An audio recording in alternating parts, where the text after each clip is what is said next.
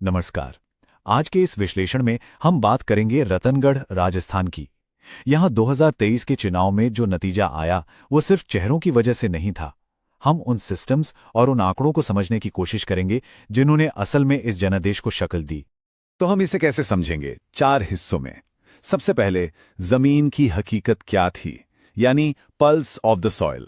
फिर देखेंगे कि 2023 के जनादेश के आंकड़े क्या कहते हैं। इसके बाद हम नतीजों का विश्लेषण करेंगे और आखिर में बात होगी कि यहां से आगे एक अच्छे शासन का ब्लूप्रिंट क्या हो सकता है। तो चलिए शुरू करते हैं। देखिए, किसी भी जगह की राजनीति वहां के लोगों के रोजमर्रा के संघर्षों और उनकी उम्मीदों से ही शुरू होती है। ये जमीनी हकीकत है।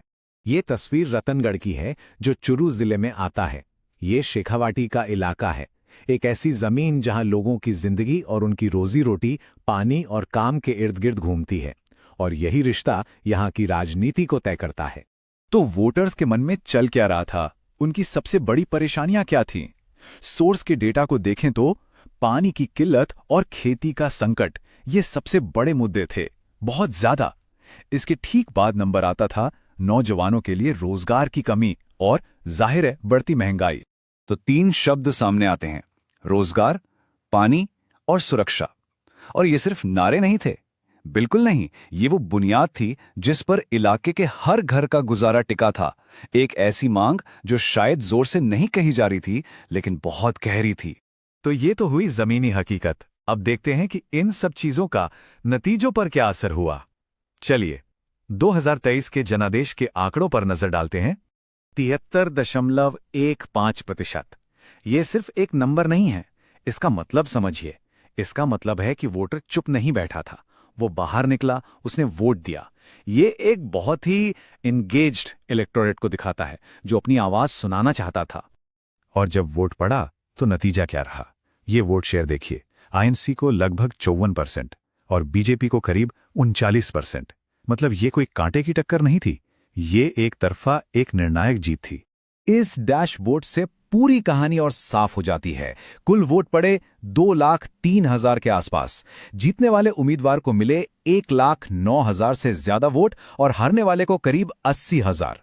अब देख सकते हैं मार्जिन बहुत बड़ा है। यह दिखाता है कि जीत कितनी बड़ी थी। तो सवाल यह है कि ऐसा हुआ क्यों? इस नतीजे के पीछे की वजह क्या थी? और इसके लिए हमें उम्मीदवारों के चेहरों से आगे बढ़कर सिस्टम को देखना होगा। रतनगढ़ की एक खास बात है, यहाँ का वोटर बहुत जल्दी बदलता है। ये क्लासिक स्विंग सीट है, मतलब जो पावर में है उसे सजा देने का एक पैटर्न रहा है। ये टाइमलाइन देखिए, 1998, 2003, 2013, बार बार बदलाव।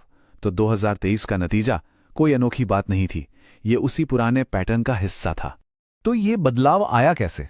यहाँ देखिए, एक तरफ हैं वोटरों की असली चिंताएं, खेती, पानी, बेरोजगारी, और दूसरी तरफ जीतने वाली पार्टी के अभियान का फोकस। उन्होंने इन्हीं मुद्दों को पकड़ा, रोजगार, पानी, सुरक्षा।